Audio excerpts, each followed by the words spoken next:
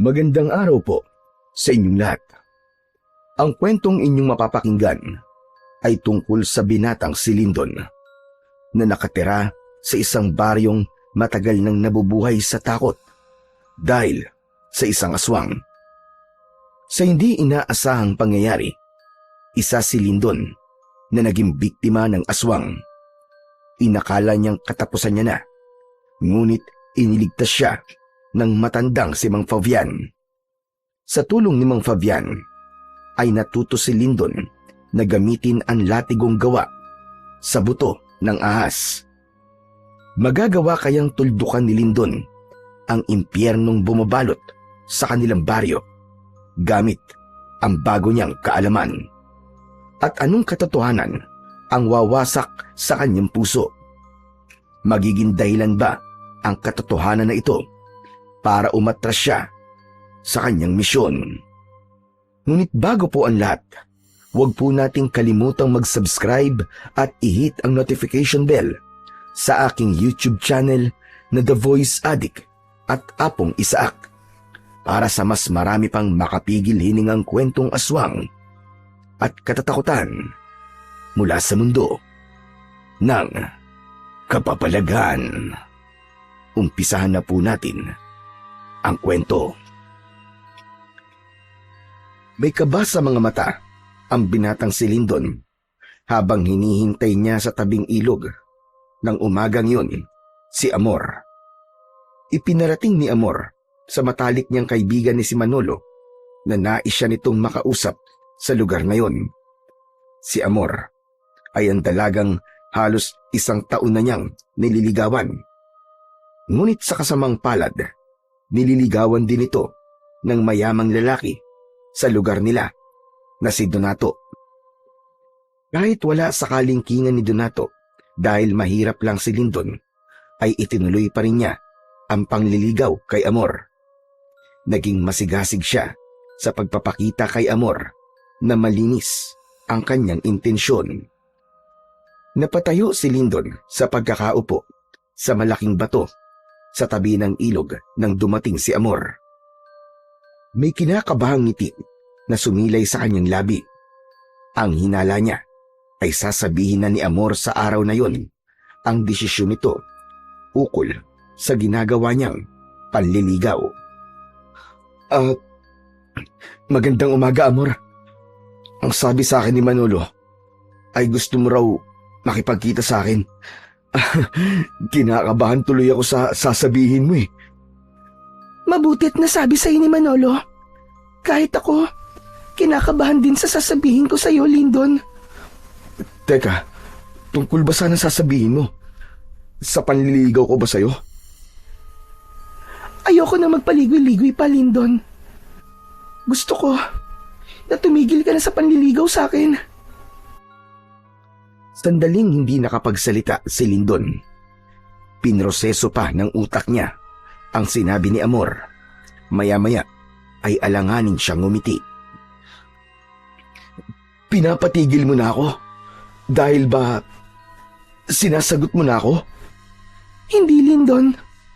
Patawarin mo ako kasi kagabi sinagot ko na si Donato. Magkasintahan na kaming dalawa. Kaya wala na dahilan para ituloy mo pa ang panliligaw mo sa akin, Lyndon. Napakabuti mong tao. At pasensya na kung hindi ko kayang suklian ng pagmamahal mo. Pero sigurado ko, Lyndon, na makakatagpo ka ng tamang babae na kayang suklian ang nararamdaman mo. Ganun ba? Naiintindihan ko, Amor. Maraming salamat sa pagbibigay mo sa akin ng pagkakataon na maipakita at maiparamdam sa iyo ang aking pagmamahal. Masaya ako para sa inyo ni Donato. Alam ko na mas mapapabuti ka sa kanya at mabuti rin siyang lalaki. O paano, Amor? Aalis na ako. May gagawin pa kasi ako sa bahay. Ayaw nang pahabain pa ni Lyndon ang pag-uusap nilang yun ni Amor dahil ayaw niyang saktan palalo ang sarili niya. Ang totoo ay hindi siya masaya para kina Amor at Donato. Masakit na hindi siya ang pinili ni Amor, ngunit kailangan niya yung tanggapin. Kinagabihan, matapos maghapunan, ay inaya ni Lyndon ang kaibigan niyang si Manolo sa isang video okay bar sa bayan. Si Manolo ay matagal niya ng kaibigan. Dayo lang ito noon sa baryo nila. At dahil sa wala itong matitirahan doon, ay pinatuloy niya ito sa kanyang bahay. Mag-isa na lang sa buhay si Lyndon, kaya wala siyang naging problema. Buwan-buwan ay nagbabayad si Manolo sa kanya. Pareha silang nagtatrabaho sa taniman ng mangga at langka ni Donato. Pagpasok ng dalawa sa video okay bar, ay umupo sila sa isang sulok. Umorder sila ng beer at pulutan. Hindi nagtagal ay sinimulan na nila ang inuman. Aba, bakit nga pala tayo nag-iinom ngayon, pare? May sineselebrate ka ba? Teka. Nako, sinagot ka na ba ni Amor? Hindi ba nag-usap kayo kaninang umaga? Sabi ko na nga ikaw ang sasagutin ni Amor at hindi si Donato. Alam ko kasi na si Amor ang klase ng babaeng hindi tumitingin sa estado sa buhay ng isang lalaki. Mali ka, Manolo. Hindi ako sinagot ni Amor. Nakipag-usap siya sa akin kanina para sabihin na sinagot na niya si Donato. Binasted niya ako. Ano ka mo? Totoo ba yan? Matapos ng lahat ng effort mo, ay hindi ka niya sasagutin? Gusto mo ba kausapin ko si Amor? Hindi naman pwedeng mauwi sa wala ang lahat ng hirap mo sa panliligaw mo sa kanya. Hindi ka na nga nakakabili ng bagong brief kahit bacon na mga brief mo kasi nagtitipid ka para maibili lang siya ng kung ano-ano. Wag na, hindi mo na siya kailangan kausapin, Manolo. Desisyon niya yun at wala na tayong magagawa. Kailangan ko na lang tanggapin na hindi ako nanalo sa puso ni Amor. Grabe, ako nasasaktan para sa'yo. Nakita ko kasi ang effort mo Ay, nako talaga. Kaya pala bigla kang nag-aya ng mag-inom dahil doon. Akala ko pa naman celebration to. Pabihira talaga buhay to. Gusto ko lang makalimot kahit sandali lang. Kawawa ka naman, pare. Pero wag ka mag-alala. Umorder ka lang ng lahat ng gusto mo ngayong gabi. Basta, ikaw magbabayad. Oh, akala ko naman ikaw ang magbabayad. Medyo natutuwa na nga ako Kung makapagsabi ka ng umorder ako ng lahat ng gusto ko, pabihira ka Tapos ako pala pagbabayarin mo rin. Wala pa akong sasahurin Tsaka, panayang bali ko kay Donato, di ba? Natatawang napailing na lamang si Lyndon. Nilagok niya ang bote na naglalaman ng beer. Nagpatuloy ang pag-uusap nila ni Manolo. Inilabas niya sa kanyang kaibigan ang lahat ng sama ng loob niya. Kahit papano ay nagpasalamat si Lyndon na may kaibigan siyang kagaya ni Manolo. Mahihirapan kasi siya kung wala siyang mapaglalabasan ng sama ng loob niya. Sa kabila ng hangover, ay nagawa pa ring pumasok ni Lyndon at Manolo sa kanilang trabaho ng sumunod na araw. Itinuon ni Lyndon ang atensyon niya sa trabaho. Iniwasan niyang magpaapekto sa sakit sa puso na kanyang nararamdaman dahil baka hindi siya makapagtrabaho ng maayos. Pagdating ng oras ng pahinga, ay tumambay sila ni Manolo sa ilalim ng puno ng mangga para kumain ng baon nilang tanghalian. Matapos nilang kumain, ay lumapit sa kanila si Donato. Matangkad na lalaki si Donato at matipuno ang pangangatawan. Wala na itong pamilya at sa pagkakatanda ni Lyndon ay bigla na lamang dumating sa baryo nila si Donato. Bumili ito ng lupa roon at nagtayo ng taniman ng mangga at langka. Malaki ang naitulong nun sa ilang tao sa baryo dahil marami sa kanila ang nagkaroon ng trabaho. Lyndon, maaari ba kita makausap? Tungkol saan, sir? Hindi muna nagsalita si Donato at tumingin ito kay Manolo.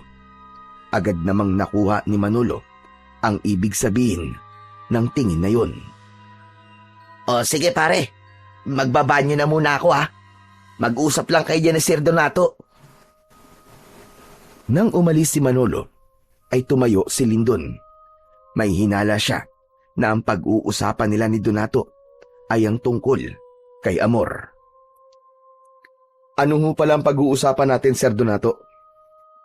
Nasabi na siguro sa ni Amor ang tungkol sa aming dalawa. Meron sana akong ipapakiusap sa iyo, Lindon.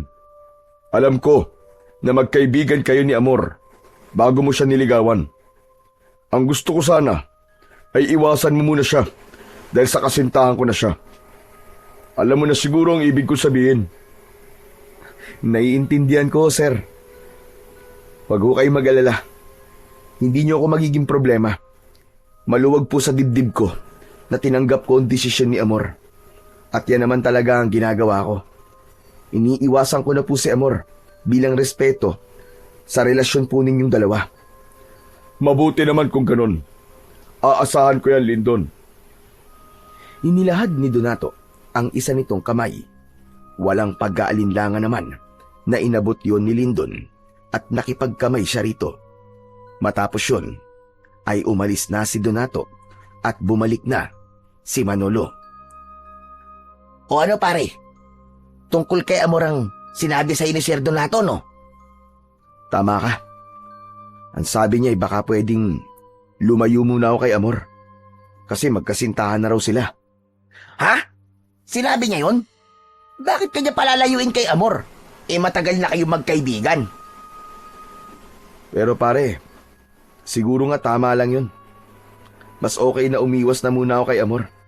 Kasi masasaktan lang ako kung patuloy ako makikipagkaibigan sa kanya. Saka ko na siya kakausapin kapag nawala ng nararamdaman ko sa kanya. Ikaw ang bahala, pare. Ang sinabi ko opinyon ko lang naman. Pero sa pagkakakilala ko sa'yo, matagal mawala ang feelings mo sa isang babae. Kaya panigurado, matatagalan ka pang makamove on kay Amor. Wala na akong magagawa sa bagay na yan. Itutuon ko na lamang ang aking pansin sa ibang bagay, gaya nitong trabaho natin. Yan, tama yan, pare.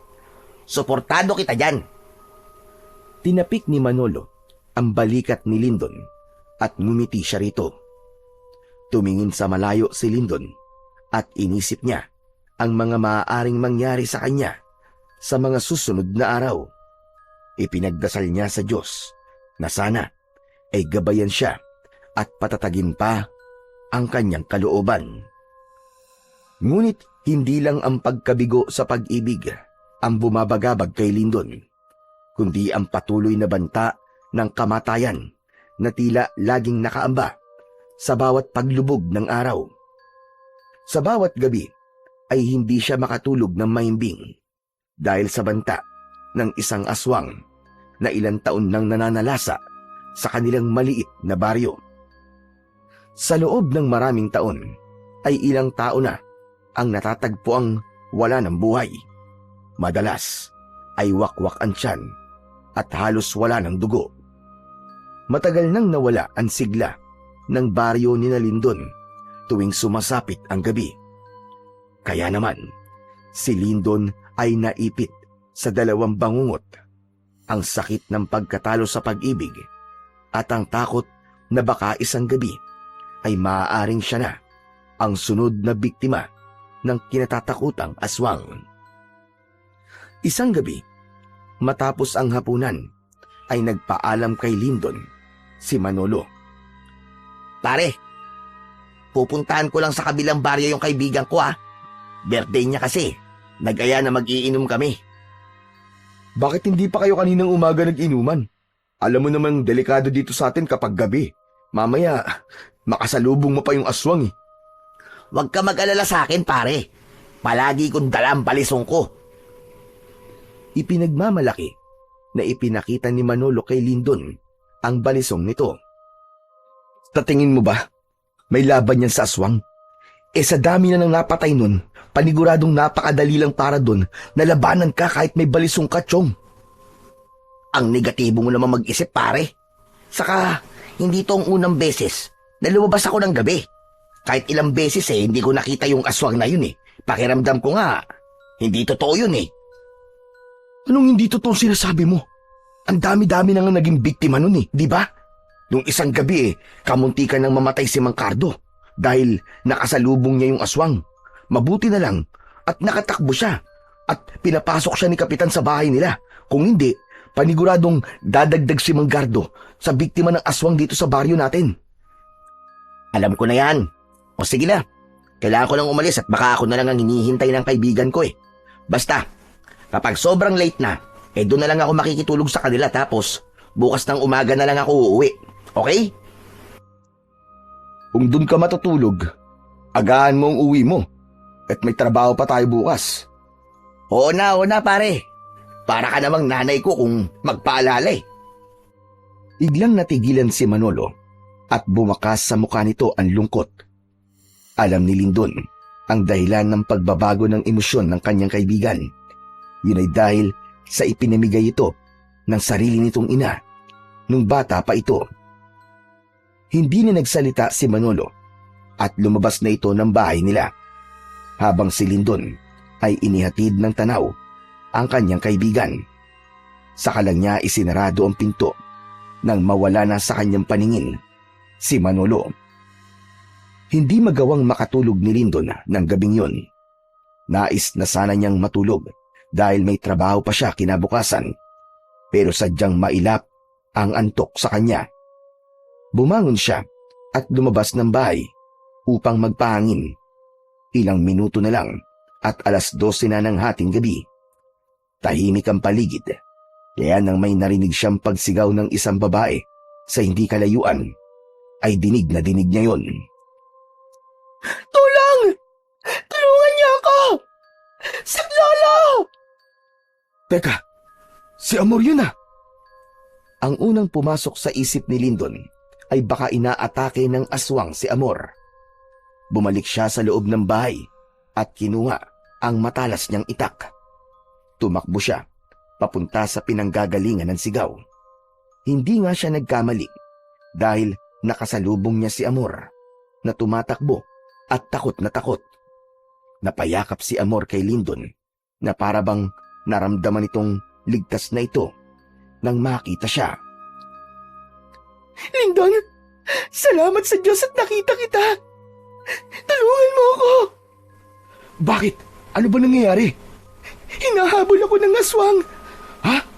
Nasaan ang aswang? Hindi ko alam. Kanina'y nasa likod ko lang siya. Tulungan mo ako, Lindon. Magsasalita pa sana si Lindon, ngunit isang mababang pag-ungol ang narinig nila sa kung saan.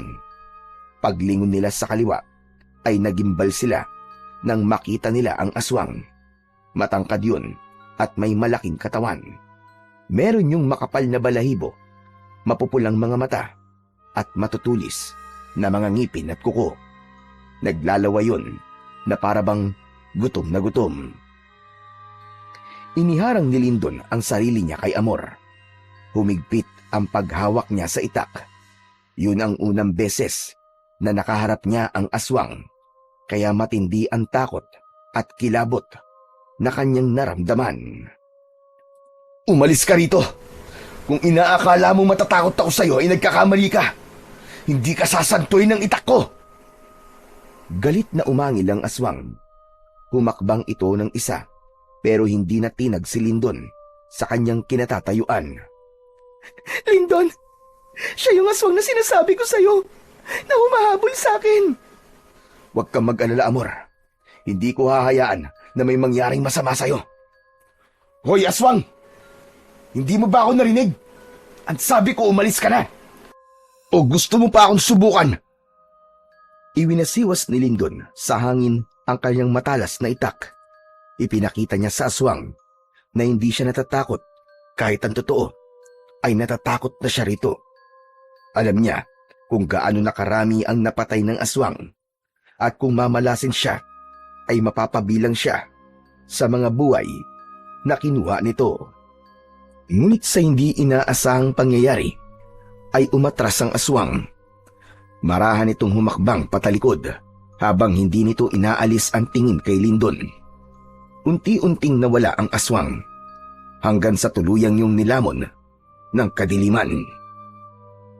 Humarap si Lindon kay Amor na nanginginig sa takot. Hinawakan niya ang magkabilaan nitong balikat.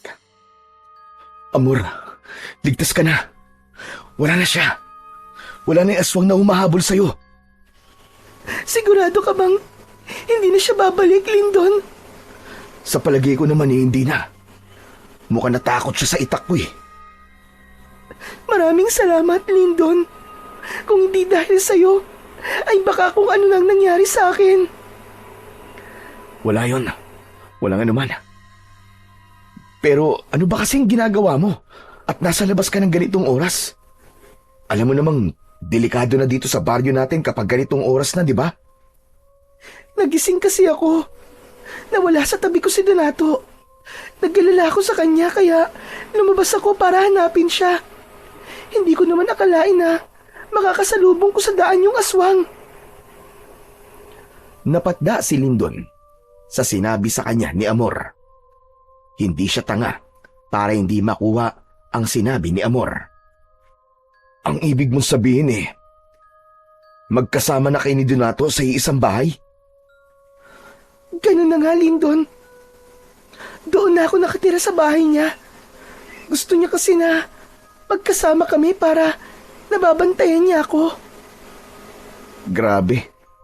Ang bilis naman. Hindi ko akalain na magsasama na kagad kayo sa iisang bubong. Kahit halos 4 na buwan pa lang ang relasyon nyo. Yung totoo niyan, Lindon, 2 buwan na akong buntis. Pagkapanganak ko, ay magpapakasal na kami. Ngumiti si Lindon sa kabila ng kirot na nararamdaman niya sa kanyang puso. Masakit pa rin kasi para sa kanya na hindi siya ang pinili ni Amor.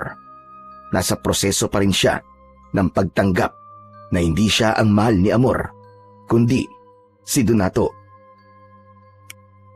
Masaya ako para sa inyo ni Donato. Sigurado ako na magiging mabuting magulang kayo sa magiging mga anak nyo. Maraming salamat sa iyo, Lindon. Oo nga pala. Iatid na kita sa bahay ni Donato para makasiguro ko na ligtas ka makakauwi. Pero si Donato, kailangan ko pa siyang hanapin. Baka kung ano na nangyari sa kanya. Nag-aalala ako sa kanya kanina pa. Hindi magandang ideya kung hahanapin natin siya ngayong gabi. Baka makainkwentro ulit natin yung aswang na yun. Umuwi ka na muna at bukas na lang natin siya hahanapin. Magpapatulong tayo kay Kapitan kung kinakailangan. O baka naman, nandun na siya ngayon sa inyo, di ba? Sa tingin ko nga'y tama ka. Sana nga nasa bahay na si Donato ngayon. O tara na, iatid na kita. Marang tumango si Amor. Hindi na iwasan ni Lindon na makaramdam ng inggit kay Donato. Nakita niya kasi kung gaano ito kamahal ni Amor dahil sa pag-aalalang ipinapakita dito ni Amor. Inisip niya na kung siya sana si Donato ay siya na marahil ang pinakamasayang lalaki sa buong mundo. Nagsimulang maglakad sina Lindon at Amor papunta sa bahay ni Donato. Nakikiramdam si Lindon sa kanilang paligid sapagkat hindi siya sigurado kung muling aatake ang aswang sa kanila. Sa awa ng Diyos ay ligtas silang nakarating sa bahay ni Donato. Ang bahay na yon ang pinakamalaki at pinakamagandang bahay sa baryo nila. Isa yung patunay ng pagiging mayaman ni Donato. Nasa harapan na sila ng pinto nang bigla yung bumukas. Nagulat sila nang makita si Donato. Napakunot ang noo ni Donato nang makita si Lindon. Agad nitong hinawakan ang kamay ni Amor at hinila ito palapit. Bakit magkasama kayong dalawa? Anong ginawa nyo? Donato, iniligtas ako ni Lindon sa aswang. Kung di dahil sa kanya, ay baka wala na ako ngayon. At ano namang ginagawa mo sa labas ng ganitong oras? Huwag mong sabihin na nakipagkita ka kay Lindon nang hindi ko alam. Hindi, Donato. Nagising kasi ako kanina na wala ka sa tabi ko, kaya lumabas ako para hanapin ka. Tapos, yun nga, nakasalubong ko yung aswang at nakita ko ni Lindon. Iniligtas niya ako sa aswang. Totoo po ang sinabi ni Amor sa inyo, Sir Donato. Nag-alala kasi siya sa inyo, kaya lumabas siya para hanapin ka. Sige na, makakauwi ka na, Lindon. Kung totoo na iniligtas mo si Amor, maraming salamat. Maraming salamat ulit, Lindon, ha? Nakangiting tumango si Lindon at umalis na siya sa lugar na yon. Alam niya na nagduda si Donato sa kanila ni Amor at naawa siya kay Amor dahil mas inuna pa ni Donato ang pagdududa kesa sa hindi magandang nangyari sa nobya nito. Malapit na si Lindon sa bahay nang biglang may humawak sa kanyang balikat mula sa likuran niya. Nagulat si Lindon. Mabilis siyang humarap at muntik niya ng tagain sa leeg ang nasa likuran niya. Mabuti na lang at nakita niya na si Manolo yun. Pambira ka, pare! Ano ba? Ako to! Huwag mo naman akong patayin! Langya ka? Akala ko kasi aswang ka eh. Aswang? Sa gwapo kong to? Napagkabalan mo kong aswang? Pambihira! Pasensya na. Paano? Nakaharap ko kasi yung aswang kanina eh. Ano ka mo? Totoo ba yung sinabi mo? Nakaharap mo talaga yung aswang? Oo pare. Pero sa bahay na tayo mag-usap. Mas ligtas doon kesa dito sa labas. Magkasamang naglakad na ang magkaibigan hanggang sa makarating sila sa kanilang bahay. Isinarado at ikinendado ni Lindon ang pinto bago siya umupo sa isang mahabang upuan sa sala. Bakas ang pagod sa kanyang muka. Si Manolo naman ay kumuha ng tubig sa kusina at inabot kay Lindon. Oh, uminom ka na muna at namumutla ka eh. Salamat pare. Matapos ubusin ni Lindon ang isang baso ng tubig, ay sa kanya ikinuwento kay Manolo ang lahat ng nangyari. Maging ang pagdududa ni Donato ay ikinuwento niya rin. Dahil sa kwento mo na yan, naniniwala na talaga ako na merong aswang dito sa baryo natin. Pero ang hindi ako makapaniwala ay mas inuna pa ni Sir Donato ang magduda kaysa mag-alala kay Amor. Parehas tayo na naisip pare. Grabe. Naawa nga ako kay Amor kasi naramdaman ko na parang walang pakialam si Donato sa kanya. Wala naman tayong magagawa kasi siya ang pinili ni Amor eh. Sa bagay, tama ka. Pero maiba ako Manolo. Bakit palang bilis mong umuwi? Akala ko ba doon ka matutulog? Wala eh. Natapos kagad yung inuman namin eh. Kaya kung mapapansin mo, hindi ako lasing. Paano kasi? Iisang bote ng alak yung binili ng may birthday. Nung naubos na, gusto niya na mag-ambagang kami ng mga bisita niya para bumili ng alak. Siyang may birthday tapos kami ang sasagot sa alak. Aba, mali naman yun. Kaya umuwi na lang ako. Ang kunat mo talaga. Hindi mo pa pinagbigyan. Sumahod naman tayo kahapon, di ba? Kahit na may pera ako, hindi ako mag-aambag sa pang-alak niya, no? Ang lakas ng loob niyang mag-aya ng inuman tapos isang bote lang palang kaya niya. Bagyang natawa si Lindon sa sinabi ni Manolo. Hindi nagtagal ay nagpaalam na siya kay Manolo na matutulog na siya. Pumasok na siya sa kanyang kwarto at nang nakahiga na siya ay patuloy pa rin niyang iniisip ang nangyari. Hanggang sa sandaling yun ay hindi pa rin siya makapaniwala na nakaharap na niya ang aswang at nakita niya yun ng malapitan. Kahit pumikit siya ay hindi pa rin nawala sa isip niya ang nakakatakot na itsura ng aswang. Mabilis na lumipas ang mga araw at buwan. Patuloy na namuhay sa takot ang mga tao sa baryo ni Lindon dahil sa pag-atake ng aswang. Kahit isa sa kanila ay walang naglalakas ng loob na tugisin ito.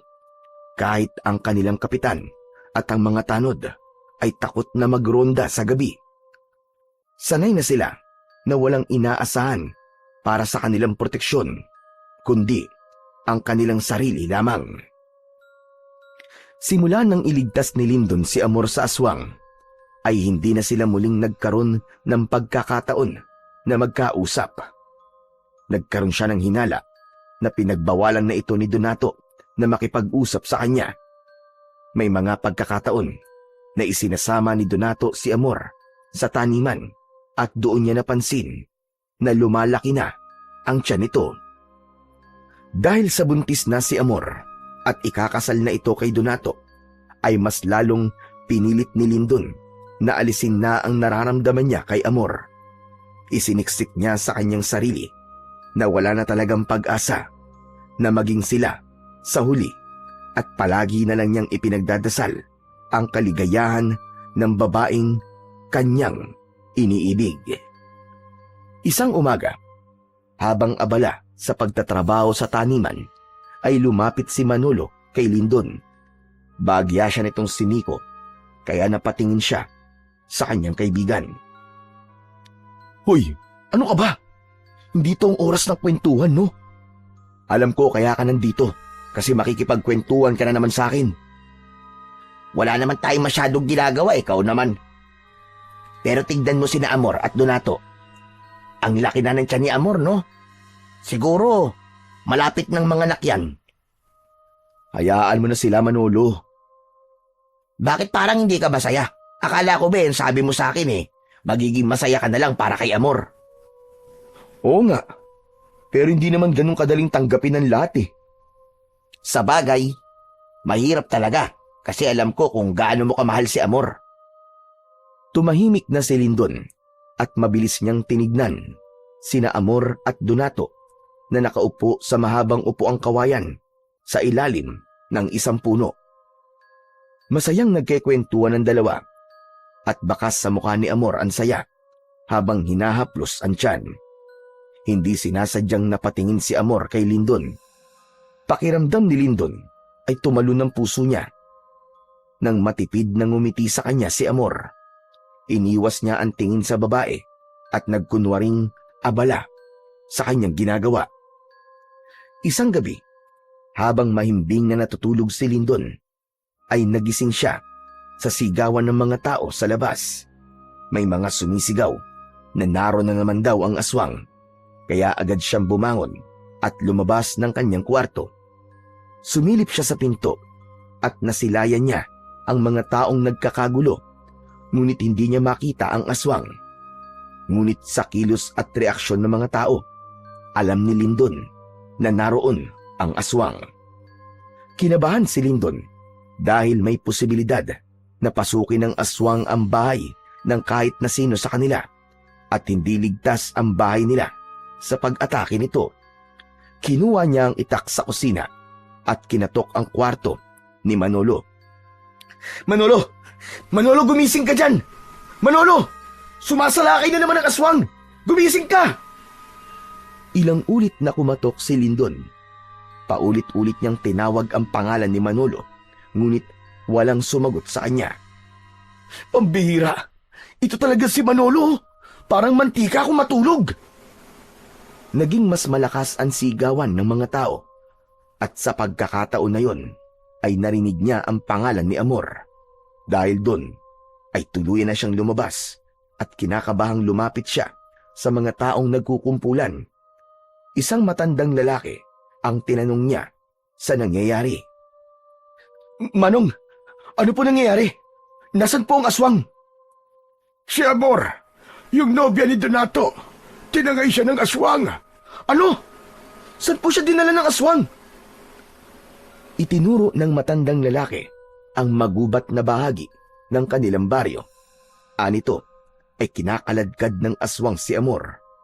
Sinabi rin ito na dahil buntis si Amor ay naging mainit ito sa mata ng aswang.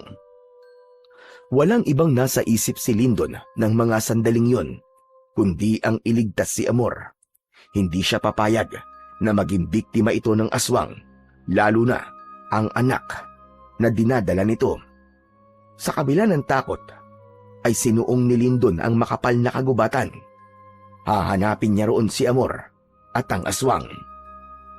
Diyos ko, sana hindi pa huli ang lahat. Huwag niyo pong hayaan na mapahamak si Amor at ang anak niya. Nagpatuloy si Lindon sa paghahanap. Hindi niya na alintana ang pagtusok ng mga matutulis na bato sa kanyang talampakan. Sa pagmamadali niya kasi kanina, ay hindi niya na naisip na magsuot ng tsinelas. Hanggang sa narinig niya ang kalunos-lunos na pagsigaw ni Amor. Paglingon niya sa kanan, ay doon niya nakita si Amor na mabilis na tumatakbo habang sapo ang may kalakihan nitong tiyan. Sinalubong ni Lindon si Amor. Agad niyang napansin ang malalim na sugat nito sa braso. Dumudugo yun at mukhang mula sa kalmot ng aswang. Lindon! Lindon, tulungan mo ako! Yung aswang! Gusto niya akong patayin! Tara na!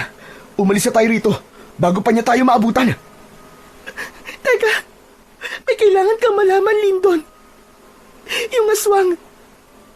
Gusto niya akong patayin. Kasi nalaman ko ang sikreto niya. Kilala ko na kung sino ang aswang, Lindon. Kilala ko siya. Sino, Amor? Sino ang aswang? Ngunit bago pa makapagsalita si Amor, ay biglang lumitaw ang aswang sa likod nito. Hinablot ng aswang si Amor sa magkabilaang balikat at hinila ito palayo kay Lindon.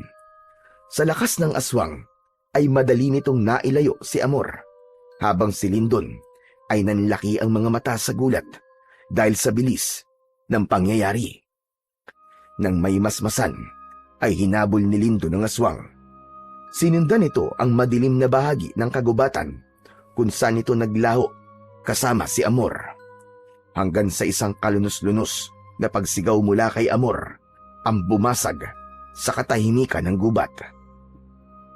Nahinto sa pagtakbo si Lindon nang makita niya si Amor na butas ang dibdib habang kinakain ng aswang ang puso nito.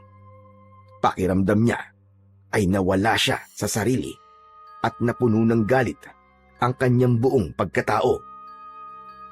Walang hiya ka! Papatayin kitang aswang ka! Walang pagdadalawang isip na sinugod ni Lindon ng aswang gamit ang itak. Tumayo ang aswang para salubungin siya. Inindayan niya ito ng isang malakas na saksak sa tiyan, pero mabilis itong nakaiwas. Tinadyakan siya ng aswang sa dibdib. Bumulagta siya sa damuhan at agad na nawalan ng hangin sa katawan. Pinilit niyang tumayo at muling umatake. Ngunit hinarang ng aswang ang kanyang braso at sinunggaban siya sa balikat. Umalingaw-ngaw ang sigaw ni Lindon nang maramdaman niya ang matatalim na ngipin ng aswang na bumaon sa kanyang laman. Pilit niyang itinulak ang aswang gamit ang natitirang lakas. Kinalmot siya ng aswang sa dibdib. Binuhat siya nito at itinapon sa lupa. Naramdaman niya ang pagkirot ng kanyang tagiliran na tila nabalian siya ng tadyang. Puno ng dugo ang kanyang katawan at nanlalabo na ang kanyang paningin. Nang sandaling yun, napagtanto ni Lindon na wala siyang laban sa aswang. Kung hindi siya tatakas, ay matutulad siya kay Amor. Kaya nang makita niyang palapit ang aswang, ay agad siyang tumalikod at tumakbo. Pikit matang tinahak niya ang madilim na kagubatan habang naririnig niya ang malakas na yabag ng aswang sa kanyang likod. Ngunit sa hindi inaasahang pangyayari, ay nahulog si Lindon sa pababang lupa. Nawalan siya ng balanse at nagpagulong-gulong siya paibaba.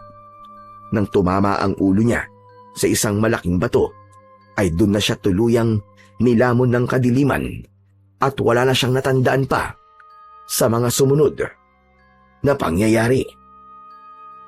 Ang buong akala ni Lindon ay katapusan niya na, kaya laking gulat niya nang muli siyang magising sa loob ng isang kubo na hindi pamilyar sa kanya. Sinubukan niyang bumangon, ngunit sumakit ang kanyang buong katawan. Isang matandang lalaki ang pumasok sa kubo na may dalang mangkok na may umuusok na sabaw. Sino ka? Nasaan ako? Ako si Fabian. Ako nakakita sa iyo sa gubat na walang malay. Nandito ka sa aking kubo. Huwag kang mag-alala. Ligtas ka rito sa aswang. Paano mo nalaman na aswang ang may gawa nito sa akin? Nakita ko ang mga sugat mo. Alam kong aswang ang may kagagawan ng mga yan. Huwag ka na munang gumalaw masyado. Sariwa pa ang mga sugat mo at may bali pa ang ibang parte ng iyong katawan. Ngunit huwag kang mag-alala. Nalinis at nilagyan ko na ng gamot ang iyong mga sugat. Bumalong ang luha ni Lindon nang maalala niya ang nangyari sa babaeng minsan niyang inibig na si Amor. Bumalik sa alaala niya ang pagkain ng aswang sa puso ng dalaga. Papatayin ko ang aswang na yun. Pinatay niya ang babaeng mahal ko. Hindi ko siya mapapatawad. Hindi kita pipigilang gawin yan kung yan ang nais mo. Pero sa ngayon, mas makabubuti kung magpapagaling ka na muna, Amang. Sa kalagayan mo ngayon, ay hindi mo pa kayang labanan ng aswang. Oh, heto. Humigop ka na sabaw. Nagluto ko ng sinabawang talbos ng kamote. Makabubuti to para sa'yo. Pinagmasdan ni Lindon ang matandang lalaki habang inilalapag nito ang mangkok sa maliit na lamesa sa tabi ng papag kung saan siya inihiga. Tinulungan siya nitong makasandal sa dingding. Maaliwalas ang mukha ng matanda at kahit noon lang niya ito nakita ay magaan kagad ang kalooban niya rito. Ma'am Fabian, maraming salamat po sa pagligtas niyo po sa buhay ko. Napakabuti po ng puso niyo. Kasi kahit hindi niyo naman po ako kilala, ay tinulungan niyo pa rin ako. Kung patay ka nung nakita kita, ay pababayaan na lang kita. Pero buhay ka pa at lumalaban. Hindi kaya ng konsensya ko na hayaan ka roon na tuluyang mamatay. Pero mamaya na tayo mag-uusap. Humigop ka muna na sabaw para kahit papano magkalaman naman ang sikmura mo. Pinilit ni Lindon na humigop ng sabaw kahit wala siyang ganang kumain. Patuloy kasing naglalaro sa utak niya ang pagpatay na ginawa ng aswang kay Amor. Napakasakit para sa kanya ng pangyayaring yun, lalo na't hindi lang ang buhay ni Amor ang kinuha ng aswang, kundi maging ang buhay ng sanggol na dinadala nito. Matapos maubos ni Lindon ang sabaw, ay doon na siya muling kinausap ni Mang Fabian. Nagpakilala na siya sa matanda at ikinuwento niya rito ang lahat ng nangyari. Simula sa ilang taong pag-atake ng isang aswang sa baryo nila at ang pagpatay ng aswang kay Amor. Lahat ng detalye ay sinabi niya kay Mang Fabian. Nang matapos ng magkwento si Lindon, ay naramdaman niya ang bigat sa muka ng matandang lalaki.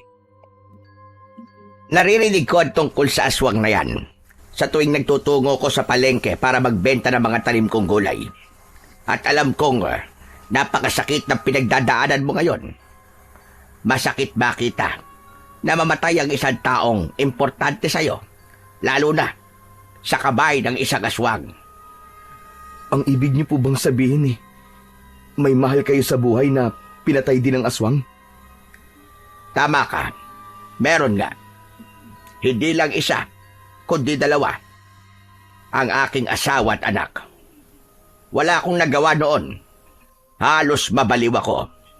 Kaya itinigil ko na ang pagiging manunugis ng mga aswang dahil pakiramdam ko ay wala ng dahilan para gawin ko pa yon. Teka, isa po kayong manunugis? Noon yon, Lindon. May kaalaman din ako sa panggagamot. Nang huminto na ako, ay pinili ko manirahan dito sa gubat na malayo sa mga mahal ko sa buhay. Gusto ko silang protektahan dahil alam ko na uubusin ng mga aswang ang mga taong malapit sa akin. Hanggat hindi ako humihinto sa pagtugis sa mga hayop na yon. Hindi akalain ni Lindon na mas mabigat pa pala ang naranasan ni Mang Fabian kung ikukumpara sa nangyari sa kanya. Ganun pa man, nakitaan niya si Mang Fabian ng katatagan ng loob Gusto ko pong patayin ng aswang na nananalasa sa aming baryo, Mang Fabian. Gusto kong tuldukan ng napakaraming taon na nabuhay kami sa takot nang dahil sa kanya. Panahon na para kahit isa ay may lumaban sa halimaw na yun. Sa tingin ko po, ay pinagtagpo po tayo ng tadhana upang turuan niyo po ako ng inyong nalalaman sa pakikipaglaban sa mga aswang. Lyndon, hindi birong kalaban ng mga aswang, sinasabi ko sa'yo. May ilan sa kanila na matatalino, tuso. Gagamitin nila ang kahinaan mo kung hindi ka nila magagawang talunin. Dapat ay buo ang loob mo kung gagawin mo ang iyong sinabi. Buo na po ang loob ko, Tatang. Ayoko na pong hintayin na may mabiktima pa siya na taong malapit sa akin. Walang problema sa akin kung nais mong matutunan ang aking nalalaman. Pero sa ngayon, magpalakas ka na muna. Hindi makabubuti sa'yo kung sisimulan kagad natin ang iyong pagsasanay na ganyan ang kalagayan ng iyong katawan. Sumang-ayon naman si Lyndon sa sinabing yon ni Mang Fabian. Naiintindihan niya na hindi siya maaaring magpadala sa kanyang galit. Alam niya na hindi siya maaaring sumabak sa gera na walang alam sa kung paano makipaglaban. Sa mga sumunod na araw, ibinuhos ni Lyndon ang lahat ng natitira niyang lakas upang makabangon. Sa kabila ng sakit ng mga sugat at panghihina ng katawan, ay pinilit niyang gumalaw araw-araw, kahit paunti-unti lamang. Lahat ng sinabi ni Mang Fabian na ukol sa mabilis niyang paggaling ay sinunod niya. Walang sawang inalagaan siya ni Mang Fabian at makalipas lamang ang ilang linggo ay natuyo na nga ang mga sugat ni Lyndon at tuluyan na siyang nakabawi ng lakas. Kahit paano ay nasanay na rin si Lyndon sa buhay niya sa gubat. Wala siyang ibang taong nakakausap kundi si Mang Fabian, ngunit hindi naalis sa kanya ang pag-aalala sa kanilang baryo. Isang hapon, nakaupo si Lyndon sa labas ng kubo. Nakatanaw siya sa araw na unti-unti nang lumulubog. Maya-maya pa ay dumating si Mang Fabian na may dalang bigas na nakalagay sa plastic bag. Nakangiting lumapit ang matanda kay Lyndon. Kumusta ka naman dito, iho, habang wala ako? Ayos lang po, Mang Fabian. Pero hindi ko po maiwasang mag-alala sa mga tao sa aming baryo eh. Sigurado po ako na hanggang ngayon ay patuloy pa rin naghahasik ng lagim at kamatayan yung aswang na yon. Handa ka na ba, Lyndon? Gusto mo naman turuan kita ng kaalaman ko sa pakikipaglaban sa mga aswang? Handa na po ako, Mang Fabian. Ayoko na pong patagalin pa ang pamamahinga ko. Kailangan ko nang harapin ang aswang na yon. Sige, bukas ay sisimulan na natin ang iyong pagsasanay. At sisiguraduhin ko na bago ka sumabak sa pakikipaglaban sa aswang na yon, ay handa ka at ikaw ang mananalo. Maraming salamat po, Mang Fabian. Napakalaking tulong niyo po talaga sa akin. Tumango si Mang Fabian. Matapos yun, ay tinulungan na ito ni Lyndon na maghanda ng kanilang hapunan. Nangako siya sa kanyang sarili na seseryosohin niya ang pagsasanay at gagawin niya yon hindi lang para ipaghiganti si Amor, kundi upang mapalaya ang baryo nila sa takot sa aswang. Kinaumagahan, nagising si Lyndon na may kakaibang sigla dahil alam niya na yun ang unang araw ng pagsasanay niya sa tulong ni Mang Fabian. Sa pagtayo niya ay naghahain na ng almusal ang matanda. Nilagang kamote at saging na sinamahan ng mainit na kape ang kanilang almusal. Habang kumakain ay nagbigay si Mang Fabian ng ilang impormasyon tungkol sa mga aswang. Alam mo, Lyndon, hindi basta-basta mga aswang. Hindi sila katulad ng mga tao. Mas mabilis sila, mas malakas at mas matalas ang pandama. Pero hindi sila perpekto. May mga kahinaan din sila. Ano po ang kahinaan nila, Mang Fabian? Una sa lahat, ayaw na ayaw nila ng asin. Ganon din sa bawang. Pero hindi lahat ng aswang ay takot sa asin at bawang. May mga natuto ng tiisin ang epekto ng mga yon sa kanila. Ayaw din nila sa amoy ng sinunog na goma. Ngunit may iba na kapag gutom na gutom ay nakakayang tiisin ang lahat para lang makapambiktima. Paano naman po sila mapapatay? Hindi basta-basta namamatay ang isang aswang. Ang karaniwang itak ay hindi sapat. Kahit masugatan mo sila, ay may kakayahan silang pagalingin ang kanilang sarili sa pamamagitan ng pagdila sa kanilang sugat. Kailangan mong gumamit ng agimat, mutya o isang hindi pangkaraniwang sandata na ginawa para sa pakikipaglaban at pagpatay sa mga aswang. At kapag bilog ang buwan, ay mas malakas sila. Huwag kang lalaban sa oras ng kalakasan nila kung hindi ka handa. Bilisan mo na ang iyong pagkain. Kumain ka ng marami dahil hindi magiging madali ang ating pagsasanay. Itinuon muna ni Lindon ang atensyon sa pag-aalmusal. May kasiyahan siyang naramdaman sapagkat mamaya ay magkakaroon na siya ng kaalaman sa pakikipaglaban sa mga aswang. Matapos ang almusal, ay nagtungo sina Lindon at Mang Fabian sa likod ng kubo. Meron dong malawak na lupa na magandang lugar para sa isang pagsasanay. Nakaharap si Lindon kay Mang Fabian. Parehas na seryoso ang kanilang muka.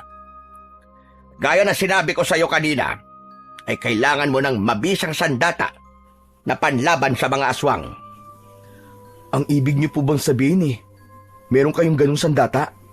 Meron. Hintayin mo ako rito at kukunin ko lang. Sandaling bumalik si Mang Fabian sa loob ng kubo. Sa pagbabalik nito, ay may dala na itong isang bagay na noon lang nakita ni Lindon. Para yung isang latigo na gawa sa buto ng isang hayop. Ito ang sandatang sinasabi ko sa iyo. Gawa ito sa mga buto ng isang ahas na pinapaniwala ang alaga ng isang diwata sa kabundukan ng Kanlaon. Ipinamana pa to sa akin ng aking lolo na isa ring mahusay na manunugis noong panahon niya. Ayon sa akin lolo, nang mamatay ang alagang ahas na yon ng diwata, ay iniwanan nito ang katawan ng ahas na yon sa isang kuweba. Ang lolo ko ang nakakita sa buto ng ahas na yon. Ipinaliwanag pa ni Mang Fabian na ang mga buto ay nilinis at pinatuyo sa ilalim ng araw sa loob ng 7 araw. Pagkatapos ay pinakuluan yun sa banal na langis. Hindi ito basta latigo lamang, Lindon. Isa itong pangil ng liwanag laban sa kadiliman. Kung marunong kang gumamit nito, kaya nitong durugin ang laman at buto ng kahit nanong aswang. Pero tandaan mo, hindi ito gumagana kung ang puso mo ay puno ng galit at paghihiganti. Dapat malinaw ang layunin mo. Inabot ni Mang Fabian ang latigo kay Lindon. Naramdaman niya ang bigat nun. Ang latigo ay may habang halos 5 talampakan. Ang hawakan nun ay gawa sa isang matibay na uri ng kahoy. Sa dulo ng latigo ay may matulis na buto na parabang sinadya yun upang dagdag na pang-atake sa kalaban. Hindi nagtagal ay sinimulan na ni Lindon at Mang Fabian ang pagsasanay. Matikas na tumayo si Lindon habang hawak ang latigong gawa sa buto ng ahas. Mahigpit ang pagkakakapit niya sa hawakan nito, habang si Mang Fabian naman ay ilang hakbang lang ang layo. May hawak itong lubid na kunwari ay latigo. Yun ay upang mas maunawaan ni Lindon ang tamang paggalaw at pag-atake. Tandaan mo sasabihin ko, Lindon. Ikaw ang kokontrol sa latigo at hindi ikaw ang kokontrol nito. Itinaas ni Lindon ang latigo at marasyong inihampas sa lupa. Napaatras siya sa lakas ng bagsik ng hagupit ng latigo. Bagyang nahukay ang lupa kung saan tumama ang latigo. Sa sumunod na mga minuto ay itinuro naman ni Mang Fabian kay Lindon kung paano gamitin ang latigo sa pag-atake at gayon din sa pagdepensa. Dahil hindi likas ang pagiging mandirigma, ay labis na nahirapan si Lindon. Mang Pavian, napakahirap palang gamitin ang latigo sa pakikipaglaban. Wala ka po bang ibang sandata na pwede kong gamitin gaya ng itak o kaya espada? Kung nais mong mapatay ang aswang sa inyong baryo, ay kailangan mo maging mahusay sa paggamit ng latigong yan. Walang nananalo. Nasa una pa lang ay sumusuko na kagad. Palagi mong isipin na walang bagay ang madali sa una. Lahat ay dapat pinaghihirapan bago mo marating ang tagumpay. Sa sinabing yon ni Mang Pavian, ay nabuhayan ng loob si Lindon. Inisip niya si Amor at ang mga tao sa kanilang baryo. Bagamat patuloy siyang nahirapan sa pagsunod sa galaw ni Mang Pavian, ay hindi na siya nagreklamo. Inisip niya na kailangan niyang matutunan ng lahat ng dapat niyang matutunan upang magtagumpay siya sa sandaling magkaharap na sila ng aswang. Habang lumilipas ang oras, ay unti-unti niyang naramdaman ang pagkakaisa ng kanyang katawan at ng latigo. Ganun pa man, aminado siya na marami pa siyang kailangan matutunan bago niya harapin ang aswang sa kanilang baryo. Matapos ang nakakapagod na pagsasanay, ay naupo si Lindon sa harapan ng kubo. Lumapit sa kanya si Mang Pavian at inabutan siya nito ng isang basong tubig. Nagpasalamat siya sa matanda. Bago yun, ininom. Grabe, ang hirap po talaga magsanay sa paggamit ng latigo niyo, Mang Pavian. Pero tinandaan ko po ang mga sinabi niyo sa akin na hindi dapat kagad sumuko. Gaya mo ay nahirapan din ako nung unang nagsanay ako niyan sa paggamit ng latigo. Maigpit noon ang lolo ko. Kapag nagkamali ako, ay hinahampas niya ako ng kanyang tungkod. Mukhang hindi niyo naman po gagawin sa akin yun kasi wala po kayong tungkod eh. Huwag ka mag-alala. Magkaiba kami ng aking lolo ng estilo sa pagsasanay. Sandaling natigilan si Lindon. Nang sandaling yun, ay bumalik sa kanyang alaala ang huling sandali ni Amor at isang bagay ang kanyang naalala. Mang Pavian, may bigla lang po ako naalala. May sinabi kasi sa akin si Amor eh. Ang sabi niya ay kilala na niya kung sino ang aswang. Kaya lang hindi niya nasabi sa akin kung sino kasi bigla siyang hinilat, pinatay nung aswang eh. Ang ibig po bang sabihin nun eh, isa sa mga nakatira sa baryo namin ng aswang? Malaki ang posibilidad na tabag yung sinabi. Kung kilala siya ni Amor, ibig sabihin ay isa ito sa mga nakakasalamuhan niya sa araw-araw. Pero sino sa kanila ang aswang? Sayang kasi namatay si Amor nang hindi niya nasabi sa akin kung sino ang aswang na matagal nang nagpapahirap sa amin lahat. Mas magiging madali sana ang pakikipaglaban mo kung makikilala siya dahil maaari mo siyang atakihin na abang nasa anyo siyang tao. Mahina ang isang aswang kapag wala siya sa kanyang totoong anyo. Pero hindi bale. Ang importante ay nagsasanay ka na ngayon para kapag nakaharap mo siya na nasa anyong tao o aswang man siya, ay nasisiguro ko sa'yo na ikaw ang mananalo. Tumingin sa malayo si Lindon. Inisip niya ang mga pwedeng mangyari sa sandaling magkaharap na sila ng aswang. Ngunit hindi niya naiwasan ang kabang bumalot sa kanyang puso nang dahil sa pagkatao ng aswang na kailangan niyang labanan at patayin. Sa mga lumipas na araw ay nagpatuloy si Lindon sa pagsasanay sa tulong ni Mang Fabian. Marami pa itong itinuro sa kanyang teknik sa pakikipaglaban gamit ang latigong gawa sa buto ng ahas. Habang tumatagal ay nawala na ang bigat ng latigo at kung minsan ay para na siyang walang hawak. Unti-unti na rin silang naging isa ng latigo. Kung minsan, kahit mag-isa ay nagsasanay si Lindon, malinaw na sa kanya na ang kanyang ginagawa ay hindi lang para sa bigyan ng hustisya ang nangyari kay Amor at sa anak nito, kundi upang matuldukan na ang takot na maraming taon nang bumabalot sa kanilang baryo. Isang hapon, matapos ang nakakapagod na pagsasanay, ay nagtaka si Lindon nang pumapalakpak si Mang Fabian. Nakangiti itong lumapit sa kanya at tinapik siya sa balikat. Napakahusay! Napakahusay, Lindon. Ngayon ay masasabi kong handa ka ng talaga. Ang ibig niyo po bang sabihin pumapayag na po kayong harapin ko ang aswang? Oo, Lindon. At labis mo kong pinahanga dahil sa maikling panahon lang ay naging biyasa ka na kagad sa paggamit ng latigo na yan. Alam ko na ang dahilan yan ay dahil malinaw na sa'yo kung ano ang iyong layunin. Ipinagmamalaki kita, Lindon. Maraming salamat po, Mang Fabian.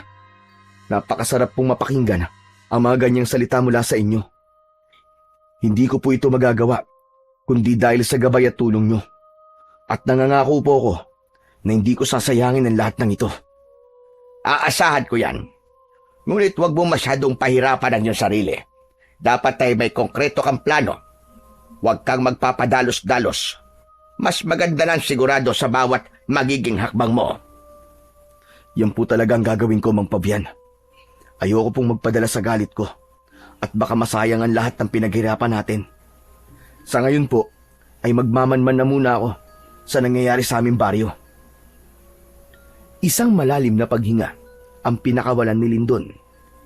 Hindi nagtatapos sa pagsasanay ang lahat at alam niyang yun pa lamang ang simula. Nangako siya sa kanyang sarili na gagawin niya ang lahat upang makamit niya ang tagumpay. Kinagabihan, nagpaalam si Lindon kay Mang Fabian na magmamanman siya sa kanilang baryo. Pinayagan naman siya ni Mang Fabian at pinag-ingat siya nito. Nais alamin ni Lindon ang kalagayan ng kanilang baryo dahil mahigit 1 buwan na ang nakararaan simula nang mawala siya roon. Habang naglalakad palabas ng gubat, ay dala ni Lindon ang latigo na gawa sa buto ng ahas. Nakaikot yun at nakasampay sa kanyang kaliwang balikat. Nang makarating na siya sa kanilang baryo, ay sumalubong sa kanya ang pamilyar na katahimikan. Wala pa rin nagbago. Ganun pa rin. Nabubuhay pa rin ang mga tao rito sa takot. Ang unang naisip ni Lindon ay puntahan si Manolo sa kanilang bahay. Sigurado siya na nag-aalala na ito dahil napakatagal na niyang nawala. Pagdating niya sa kanilang bahay ay marahan siyang kumatok. Naisip niya na lakasan ang pagkatok dahil naalala niya na malalim palagi ang tulog ng kanyang kaibigan. Hindi nagtagal ay narinig niya ang yabag ng paa sa loob ng bahay. Sandali lang! Ano ba yan? Istorbo naman to. Kasunod noon ay bumukas na ang pinto. Nanlaki ang mga mata ni Manolo nang makita si Lindon. Napanganga ito na parabang hindi ito makapaniwala. Bahagyang itinulak ni Lindon si Manolo at saka siya pumasok. Isinarado niya kagad ang pinto. Marahan niyang tinampal ang pisngi ni Manolo. Hoy! Hindi ka na nanaginip ha? Ako to! Hindi ako aparisyon! Hinawakan ni Manolo ang braso ni Lindon. Umakyat ang kamay nito sa kanyang muka at saka siya nito niyakap ng maigpit. Ikaw nga, pare! Salamat at buhay ka! Akala ko talaga patay ka na Kumalas si Manolo sa pagkakayakap at bakas pa rin sa mukha nito ang pagkagulat. Ikaw naman, nawala lang ako, inisip mo na kagad na patay na ako. Paano ba naman kasi? Ang sabi ng mga tao, sinubukan mo daw iligtas si Amor mula doon sa aswang. Tapos, hindi na namin nakita ang katawan mo. Oo nga pala. Si Amor, walang awa siyang pinatay ng hayop na aswang na yun. Hindi ko sila nailigtas ng anak niya, Manolo. Naging emosyonal si Lindon. Naluwa siya habang mariin na nakakuyom ang mga kamay. Huwag mong sisihin ang sarili mo, Lindon. Wala kang kasalanan sa nangyari. Tama ka. Wala nga akong kasalanan. Ang aswang na yun ang may kasalanan ng lahat. Manolo, ano na palang nangyari kay Amor? Malamang, nakalibing na siya ngayon. Nakakaawa nga ang itsura niya nang makita namin eh. Wala na siyang puso, tapos wakwak pa yung tiyan. Yung baby niya wala na rin. Mukhang kinain na nung aswang. Pero pare, masaya ako na makita kitang buhay. Ano pa nang nangyari sa'yo? Sinubukan kong iligtas si Amor. Pero huli na ang lahat. Ako ang sunod na pinuntirya ng aswang. Lumaban ako nung una. Pero wala akong laban sa kanya kaya tumakas ako. Kaya lang nahulog ako sa mababaw na bangin. Tapos nawalan ako ng malay. At saka ano pare? sa ngayon ayoko munang sabihin sa kahit na sino nangyari pagkatapos kong makatakas sa aswang. Pero may sinabi sa akin si Amor bago siya mamatay. Ano yun? Ang sabi niya sa akin bago siya mamatay ay kilala niya kung sino ang aswang. Malakas ang kutob ko na kaya siya pinuntirya ng aswang na yun ay dahil nalaman ni Amor ang sikreto nito kung sino talaga siya. Kaya lang, hindi na sa akin nasabi ni Amor kung sino ang aswang Kaya nandito ako para alamin kung sino ang hayop na yun. Sayang nga pare. Kung nasabi sana sa ni Amor, malamang sinugod na ng mga tao kung sino ang aswang dito sa baryo natin para natapos na sana ang kasamaan niya. Kaya nga ako bumalik dito para patayin ang aswang na yon. Oras na para wakasan ng ilang taon na palagi tayong natatakot. At gagawin mo yun na mag-isa pare? Alam mo ba kung gaano kabagsik at kawalang awa yung aswang na yon?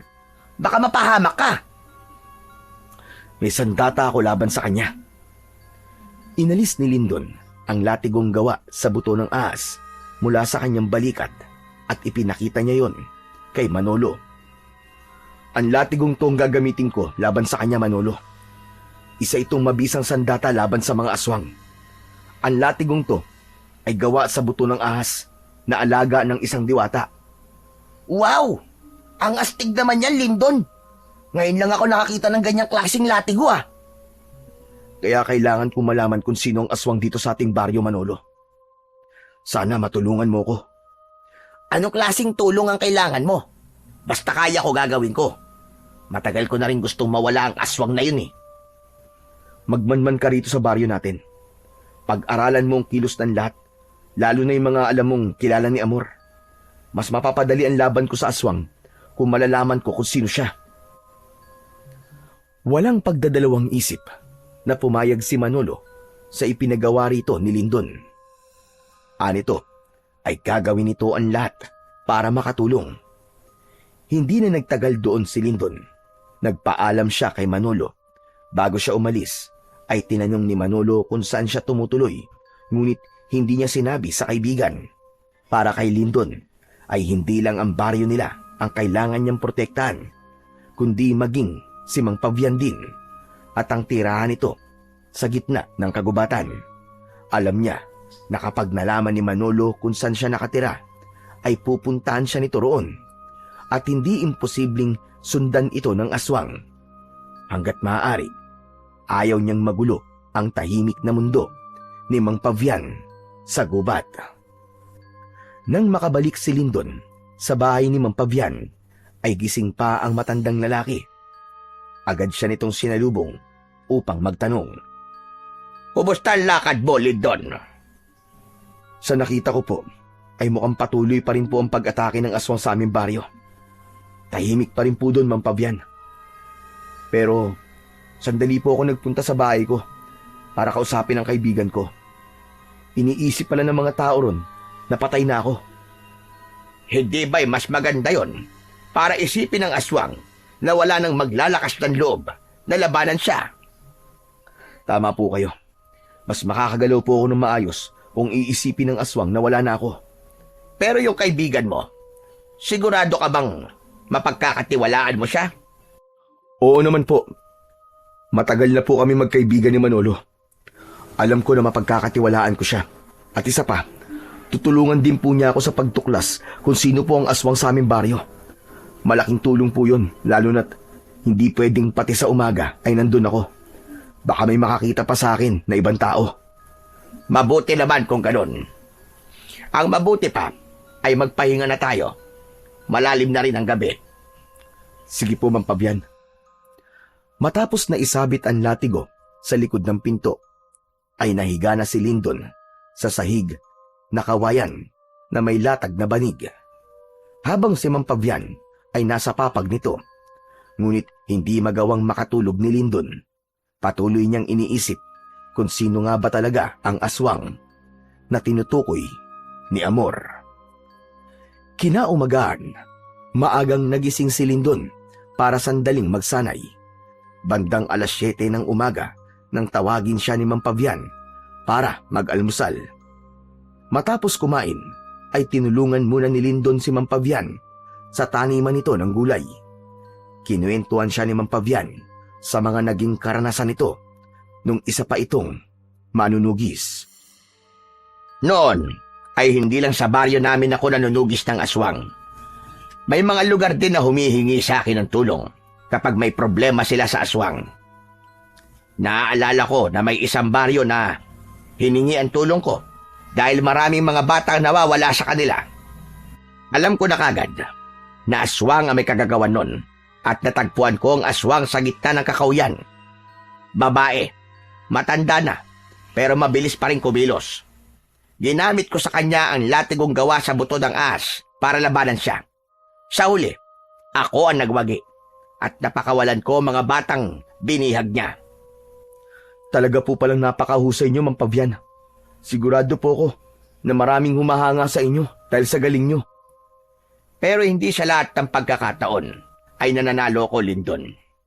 Ilang beses din ako nasugatan. Maraming beses din ako natalo. Pero hindi ako sumuko. Palagi kong iniisip kung bakit ako nakikipaglaban. Hindi ko ginamit ang latigo para magpakitang gilas.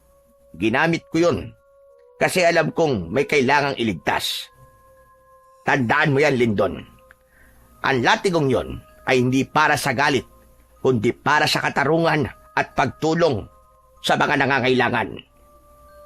Tatandaan ko po ang lahat ng sinabi niyo sa akin, Mang Pabian. Malaking bagay po para sa akin ang mga payo niyo. Nagpatuloy sila sa pagtatanim, ngunit sa pagitan ng katahimikan ay tila may bigat na naramdaman si Lindon sa kanyang dibdib. Sa kanyang isipan, muling umukit ang alaala ng gabing nakita niyang pinatay si Amor ng aswang. Alam niya na marami pang magiging biktima ang aswang kung hindi kagad siya kikilos. Pagsapit ng gabi, matapos ang hapunan, ay pumwesto si Lindon ng upo sa harapan ng kubo, habang si Mang Pabian naman ay abala sa paghuhugas ng kanilang pinagkainan. Habang nakatanaw sa malayo, ay may kakaibang naramdaman si Lindon. Naging maalinsangan ang hangin at may naamoy din siya na parang nabubulok na karne. Biglang lumabas si Mang Pabian, dala ang latigong gawa sa buto ng ahas. Inabot nito yon kay Lindon. Nagtataka man ay tinanggap pa rin yun ng binata. Bakit, Mang Pabian? Ano nangyayari? Nararamdaman mo ba yon? Biglang uminit at bumigat ang hangin. Isa yan sa senyales na merong aswang sa paligid natin o sa malapit. Maganda ka at gamitin mo ang latigo kung makikita mo siya. Bahagyang bumilis ang tibok ng puso ni Lindon dahil sa sinabing yun na matanda. Hindi dahil sa takot, kundi sa pagkasabik na sa wakas ay magagamit na niya sa tunay na laban ang latigo at ang natutunan niya mula kay Mang Pabian. Tinalasan niya ang kanyang mata at pakiramdam. Sinuyod ng mata niya ang paligid. Inihanda niya ang kanyang sarili sa posibleng pakikipaglaban. Hindi nagtagal ay lumitaw ang aswang sa madilim na bahagi ng gubat. Naglalawayon at nanlilisik ang mapupulang mga mata. Ikaw ang aswang na pumatay kay Amor! Hayop ka! Humanda ka, Lindon. Tapusin mo na siya kagad. Walang babalang sumugod ang aswang kay Lindon. Sinalubong ito ni Lindon at sinubukang hampasin ng latigo. Ngunit Mabilis na nakaiwas ang aswang. Bigla itong nawala at sa isang iglap ay lumitaw ito sa likuran niya. Sa likod mo, Lindon! Bago pa makaharap si Lindon ay naramdaman na niya ang pagbaon ng matutulis na ngipin ng aswang sa kanyang balikat. Napasigaw siya sa labis na sakit. Binuwat siya ng aswang at malakas na ibinalibag sa lupa. Nabitiwan ni Lindon ang latigo. Susugurin sana ni Mang Pavian ng aswang gamit ang itak, pero malakas itong tinabig ng aswang. Nagpagulong-gulong sa lupa ang matandang lalaki. Pinilit na abutin ni Lindon ang latigo. Agad siyang gumapang para kunin ang latigo. Naramdaman niya ang paglapit ng aswang, kaya mabilis siyang humarap at iwinasiwas ang latigo sa hangin, pero hindi niya tinamaan ang aswang. Humagikgik ang aswang na parabang pinagtatawanan siya, ngunit sa halip na sumugod muli ay umatras ito. Mabilis itong tumakbo, palayo, at nawala sa kadiliman. Tumayo si Lindon at nilapitan si Mang Pavian. Tinulungan niya itong makatayo. Ayos lang po ba kayo, Mang Pavian? Ayos lang ako. Ikaw may sugat ka sa balikat. Pumasok na tayo para magamot ko na yan. Nagpatiuna si Mang Pavian sa pagpasok sa kubo, habang si Lindon ay tinignan muna ang paligid upang makasiguro na wala na talaga ang aswang. Hindi nagtagal ay sumunod na siya kay Mang Pavian. Sa loob ng kubo ay agad na ginamot ng matandang lalaki ang sugat niya. Patawarin niyo po ako, Mang Pavian. Bakit? At para saan naman ang paghingi mo ng tawad? Dahil hindi ko po napatay ang aswang, ni hindi ko man lang siya nagalusan. Pakiramdam ko ay binigo ko po kayo. Huwag mong sabihin yan. Unang beses mo pa lang na makipaglaban sa isang aswang. Hindi porket nagsanay ka na, ay mahusay ka na kagad. Huwag ka mag-alala. Marami pang pagkakataon upang makaharap mo siya. Sa aking palagay, ay tinignan lamang ng aswang ang kapasidad mo. Kung ganun, alam na po niya na hinahanap ko siya. Sa aking palagay ay oo. At alam na rin niya na dito ka nagtatago. Sandaling nag-isip si Lindon habang nilalagyan ni Mang Pavian ng gamot ang sugat niya. Napamaang siya ng isang bagay ang pumasok sa kanyang isipan. Si Manolo. Si Manolo po yung kaibigan ko. Siya lang po ang pinagsabihan ko ng tungkol sa aking misyon. Hindi kaya meron siyang ibang pinagsabihan at nakarating yun sa aswang? Mukhang gano'n na nga ang nangyari. Kaya nais ko sanang sabihin sa'yo na wala ka dapat pagsabihan ng iyong gagawin kahit kilala mo pa, dahil maaaring yung pa maging dahilan para mabulilyaso ang iyong mga pinaplano. Pero sa tingin ko po ay daan din to para malaman ko kung sino ang aswang sa aming baryo. Kailangan kong makausap si Manolo kung sino-sino ang kanyang pinagsabihan. Matiim na napatingin si Lindon kay Mang Pavian. Tumango ang matandang lalaki bilang pagsang-ayon sa kanyang sinabi. Sa gabing yun, matapos ang unang laban niya sa aswang, ay napagtanto ni Lindon na hindi niya ito dapat maliitin. Kahit pa may sandata siyang epektibo sa pagpatay ng aswang, ay kailangan pa rin niyang maging maingat at matalino sa susunod nilang paghaharap. Nang sumunod na araw, pagsapit ng gabi, ay nagtungo si Lindon sa kanyang bahay. Dala niya ang latigo na gawa sa buto ng ahas dahil hindi siya sigurado sa kung anong pwedeng mangyari. Wala pa si Manolo sa bahay, kaya pumasok na lamang siya sa bintana sa likod na hindi nakakandado. Nagtungo siya sa sala at naupo upang hintayin ang kanyang kaibigan na si Manolo. Hindi nagtagal ay bumukas na ang pinto. Nagulat si Manolo pagkakita kay Lindon. Agad itong pumasok at isinarado ang pinto. Pambihira, nakakagulat ka naman, pare. Akala ko magnanakaw ka . Hindi na ako magpapaligoy-ligoy pa, Manolo. Umamin ka nga sa akin. May pinagsabihan ka bang ibang tao na buhay pa ako at kung ano ang gagawin ko. Natigilan si Manolo. Pinagpawisan ito at bumakas sa mukha nito ang kaba. Meron akong pinagsabihan. Pero, isang tao lang. Sino? Sino ang taong yon, Manolo? Si Donato. Nagtanong kasi siya nung isang araw kung ano na ang balita tungkol sa'yo kasi ayaw niyang maniwalang patay ka na. Kaya naikwento ko na nagpakita ka sa akin. Nasabi ko rin ang balak mong pagpatay sa aswang. Teka, may mali ba sa ginawa ko? Malaki, Manolo. Nalaman na ng aswang kung saan ako nagtatago ngayon. Umatake siya rong kagabi. Sigurado ka bang si Donato lang ang pinagsabihan mo? Oo, siya lang talaga. Wala nang iba. Bakit ba? Manolo, sa tingin ko ay si Donato ang aswang. Ano? Sigurado ka ba dyan sa sinasabi mo? Kung siya lang ang pinagsabihan mo, ibig sabihin, siya lang ang nakakaalam sa misyon ko. Malamang, nasundan niya ako, kaya nalaman niya kung nasan ako. Muling natigilan si Manolo na para bang nag-iisip. Maya-maya pa ay nagsalita ito ulit. Sa tingin ko tama ka pare. May usap-usapan kasi na kumakalat dito sa baryo na yung aswang na nambibiktima ng mga tao dito sa baryo natin ay yung anak ng babaeng aswang na pinatay nun ng mga tao. Hindi ba si Donato ay dayo lang dito sa ating baryo? Bigla na lang siya dumating dito at sa aking pagkakatanda ay doon na rin nagsimula ang pag-atake ng aswang. Tama ka. Mukhang yan nga ang dahilan kung bakit siya pumapatay ng mga tao dito sa baryo natin. Yun ay upang magiganti.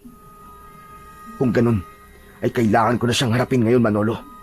Hindi na ako papayag na may maging biktima pa siya. Kailangan matapos na ang gabing to na may isa sa amin na mamamatay. Tumayo si Lindon. Palabas na sana siya ng pinto nang hawakan siya sa braso ni Manolo. Nang tignan niya ito, ay bakas sa mukha nito ang pag-aalala. Sandali lang pare. Huwag ka magpadalos-dalos. Baka kung anong mangyari sa iyo eh. Kung totoo ngang aswang si Donato, baka wala kang laban sa kanya. May laban ako sa kanya, Manolo. May sandata ako. Itong dala kong latigo. Kailangan niya nang magbayad sa mga kahayupang ginawa niya dito sa ating baryo. Wala siyang puso, sapagkat kahit ang mag-ina niya ay nagawa niyang patayin upang protektahan lang ang kanyang sekreto. Kung ganun pare, hayaan mo ako sumama sa'yo. Mabuti lang meron kang backup. Hindi na kailangan, Manolo. Dito ka na lang at ipagdasal mo ko. Ayokong pati ikaw ay madamay. Ito ay laban sa pagitan namin ni Donato. Kung hindi na kita mapipilit na isama mo ako, ay susundin na lang kita. Basta, bumalik ka ng buhay dito, Lindon ha. Ayoko mawalan ng isang mabuting kaibigan. Isang tango lamang ang isinagot ni Lindon. Matapos yun, ay tuluyan na siyang lumabas at mag-isang naglakad patungo sa tirahan ni Donato. Inasahan na ni Lindon na malalaman niya sa gabing yun kung sino ang aswang. Ang hindi niya inaasahan ay si Donato pala yun. Hindi niya ito pinaghinalaan sapagkat alam niyang imposible na patayin nito si Amor at ang anak nito. Ngunit dahil sa sinabi ni Manolo at nang mapagdugtong-dugtong na nila ang mga nangyari, ay kumbinsido na siya na si Donato nga ang aswang. Makalipas ang ilang minuto, ay nasa harapan na si Lindon ng bahay ni Donato. Maigpit niyang hawak ang latigo. Nakasarado ang pinto ng bahay at patay na ang mga ilaw sa loob. Donato! Lumabas ka dyan! Harapin mo ako! Walang hiya ka, Donato! Lumabas ka! Paulit-ulit na sumigaw si Lindon. Maya-maya pa ay bumukas ang pinto at lumabas si Donato na nagulat nang makitang buhay si Lindon. Lindon? Ababuhay ka nga! Sabi ko na nga ba at hindi ka papatay eh. Nanghihinayang ka ba? Na hindi mo ako napatay? Teka, ano ba pinagsasasabi mo? Anong hindi kita pinatay? Tama ng pagmamaang-maangan mo, Donato. Alam ko ng sikreto mong hayop ka. Ikaw ang aswang dito sa aming baryo. Ikaw ang anak ng babaeng aswang na pinatay noon ng mga tao dito at bumalik ka rito para magiganti. Teka, kalokohan yan sinasabi mo, Lindon. Hindi ako aswang. Huwag kang magsalita ng ganyan at baka may makarinig pa sa'yo. Baka maniwala sila sa kasinungalingan lumalabas sa bibig mo. Mas mabuti na nga marinig ng lahat ng sinasabi ko para malaman nila kung ano ka talagang hayop ka. Napakawalang puso mo. Kahit asawa at anak mo ipinatay mo. Bakit? Dahil nalaman ba ni Amor na isa kang aswang kaya mo siya pinatay? Umiim ang bagang ni Donato. Mariin nitong ikinuyom ang mga kamay, sabay duro kay Lindon. Huwag mong dinadamay dito, mag-ina ko, Lindon. Hindi mo alam kung ano ang pinagdadaanan ko sa araw-araw dahil sa pagpatay ng aswang na sinasabi mo. Kung alam mo lang, hinahanap ko rin ang aswang na yon para patayin. Gusto kong magiganti. Gusto kong bigyan ng hustisya ang pagkamatay ng mag-ina ko. Tama na. Tama na ang pagpapanggap mo. Hindi ako madadala sa drama mo. Sisiguraduhin ko na pagsisisihan mo ang lahat ng ginawa mo. Ipakita mo ng totoo mong anyo. Maging aswang ka na at maglaban na tayo hanggang kamatayan. Wala akong ipapakitang ibang anyo sa'yo, Lindon. Umalis ka na. Hindi ako aalis hanggat hindi kita napapatay. Mag-anyong aswang ka na. Umalis ka na bago pa ako tumawag ng mga pulis. Kung ayaw mo mag-anyong aswang, pipilitin kitang gawin mo yon. Malakas na sumigaw si Lindon at saka siya sumugod kay Donato. Isang malakas na suntok sa panga ang agad na ibinigay niya rito na dahilan para mapaatras ito at mapaupo. Hindi niya na ito hinintay na makatayo at sinundan kagad niya yon ng isa pang suntok sa muka. Napayuko si Donato, ngunit pilit na tumayo at lumaban. Gumanti rin ito ng suntok, pero mabilis na nasalag yun ni Lindon. Ano ba? Tumigil ka na, Lindon! Hindi ako titigil. Papatayin kita, Donato, para to sa lahat ng naging biktima mo. Nagpatuloy si Lindon sa pagsuntok kay Donato. Ang gusto niya ay mag-anyong aswang ito bago niya ito gamitan ng latigo. Ang bawat suntok ni Lindon ay may kasamang galit at pagkasuklam. Sa huli, napabagsak niya si Donato sa lupa. Mabilis siyang sumaklang sa katawan nito at sunod-sunod na pinakawala ng kanyang mga kamao sa mukha nito. Ang bawat suntok ay mabigat, may kasamang panlilisik ng mga mata at walang pasubaling galit. Ipakita mo na ang totoo mong anyo! Halimaw ka! Hindi na nagawang makapagsalita ni Donato. Lupaypay na ito at duguan na ang muka. Tila wala na itong lakas para lumaban, kaya tinanggap na lang nito ang mga suntok ni Lindon. Napagod na rin si Lindon, kaya inipon niya ang kanyang lakas. Itinaas niya sa ere ang kanyang kamao. Malakas siyang sumigaw. Akmang susuntokin niya muli si Donato nang isang sigaw ang pumigil sa kanya. Lindon! Tama na! Hindi siya isang aswang! Nagtatakang napatingin si Lindon sa papalapit na si Mang Pavian. May hawak itong maliit na bote na may laman na langis at kung ano-anong ugat. Mang Pavian! Siya po ang aswang! Siya lamang ang pinagsabihan ng kaibigan ko ng tungkol sa nangyari sa akin at sa plano ko. Kaya nalaman niyang buhay pa ako at sinundan niya ako sa tirahan niyo sa gubat. Maniwala ka sa akin. Hindi isang aswang ang lalaking yan. At paano niyo po nasabi na hindi aswang tong si Donato? Ipinakita ni Mang Pavian ang hawak nitong bote. Dahil sa boteng ito, hindi kumukulo ang lagi sa loob nito. Kaya sigurado kong hindi siya aswang. Isa pa, base sa pakiramdam ko, ay wala akong nararamdaman na may dugo siyang aswang. Naguguluhang napatingin si Lindon kay Donato. Hindi niya maintindihan kung paanong hindi aswang si Donato, gayong lahat ng ebidensya ay ito ang itinuturo.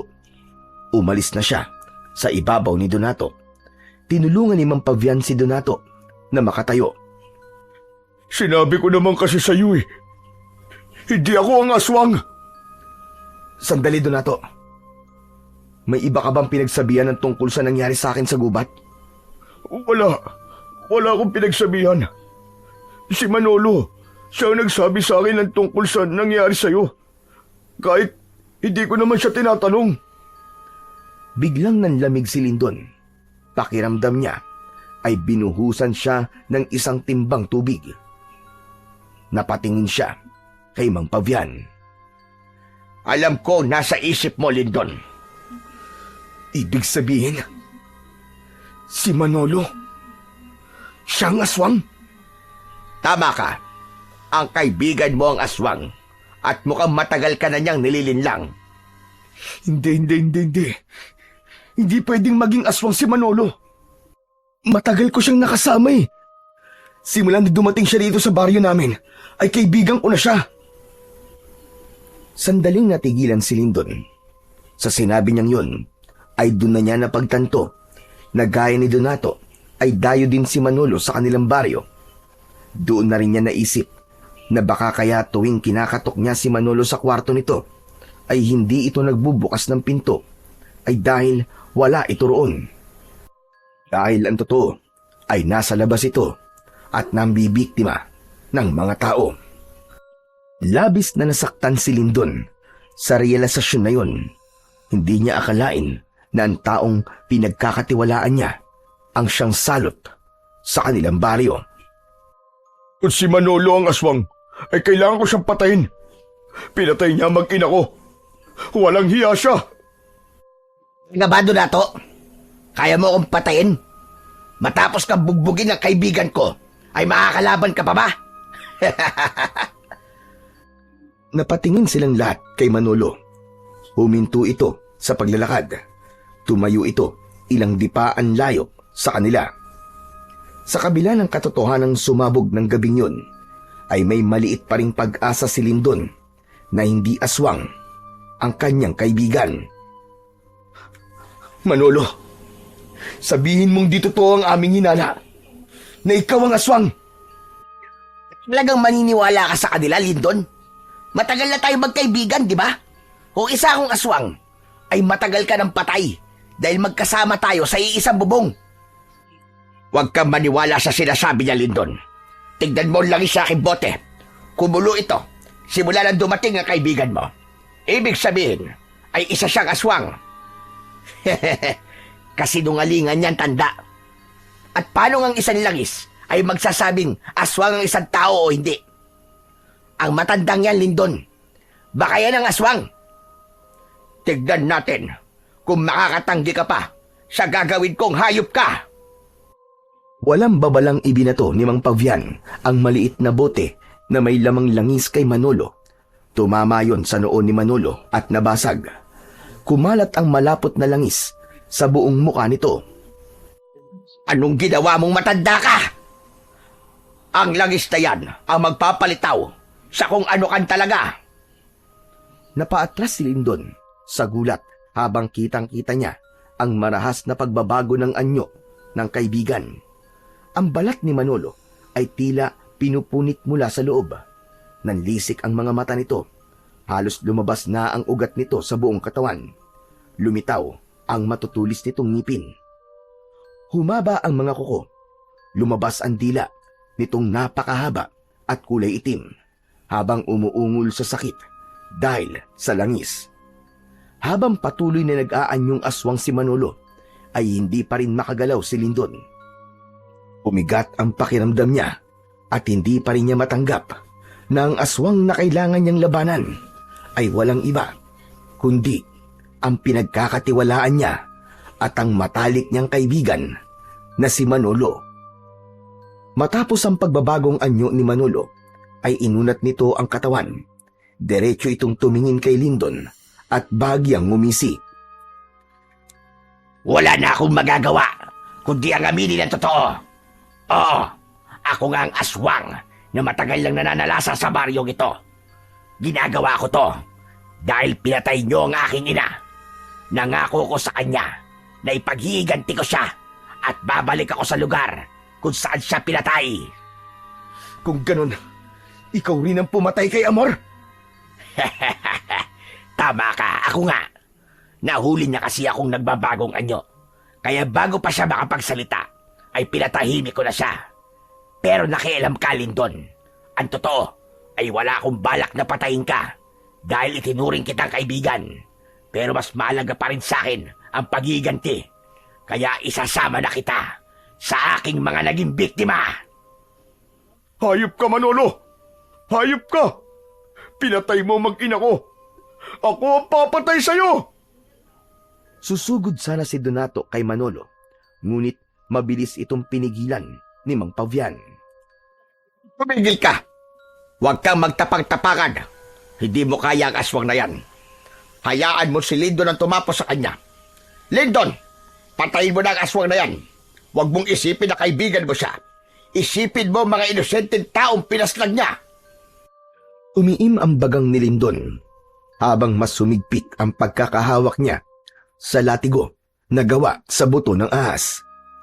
Inisip niya si Amor at ang anak nito. Inisip din niya ang napakaraming bangkay na natatagpuan sa kanilang baryo tuwing umaga. Ngunit sa kabila ng lahat ng yun, ay nakikita niya pa rin si Manolo bilang kaibigan kahit nasaan yung aswang ito. Biglang umatake si Manolo kina Lindon. Agad na iniharang ni Lindon ang kanyang sarili upang salubungin ang aswang. Sinabi ng utak niya na hampasin niya ito pero pinigilan siya ng kanyang puso. Walang pagdadalawang isip na sinubukan ni Manolo na kalmutin si Lindon, ngunit agad siyang nakaiwas. Manolo! Hindi kita kayang saktan! Magkaibigan tayo! Lumaban ka, Lindon. Ayoko manalo sa'yo dahil lang nagpaubaya ka. Muling umatake si Manolo habang si Lindon ay panay pa rin ng iwas. Mabilis ang bawat galaw ni Manolo. Para itong mabangis na hayop na gutom at wala ng bakas ng pagkakaibigan sa mga mata nitong nanlilisik. Hindi kayang kalimutan ni Lindon na kaibigan niya si Manolo. Ito ang palaging karamay niya sa kanyang problema. Ang unang tumatawa sa mga biro niya at ang naging sandalan niya sa mga panahon na nawawala na siya ng pag-asa. Ngunit hindi niya rin kayang itanggi na ito ang nagdulot ng takot at kamatayan sa kanilang baryo. Tumalon si Manolo sa ere, sabay sugod kay Lindon. Bumaon ng mga kuko nito sa kanyang balikat. Pinunit ng matutulis nitong kuko ang kanyang laman. Napaurong siya at napasigaw sa sakit. Namilog ang mata niya at biglang sumiklab ang galit sa kanyang dibdib. Nawala ang lahat ng pag-aalinlangan niya. Napagtanto niya na kung hindi niya tatapusin si Manolo, ay siya ang papatayin nito. Siguro nga ay hindi na may babalik ang ating pagkakaibigan. Patawarin mo ako, Manolo. Pero isinumpa ko na kung sino man ang aswang ay papatayin ko. Isang iglap ay sumugod si Lindon kay Manolo. Pinakawalan niya ang latigo. Ang unang hampas ay naiwasan ng aswang. Ngunit ang pangalawa ay tumama sa kaliwang braso ni Manolo at nag-iwan ng isang malalim na sugat.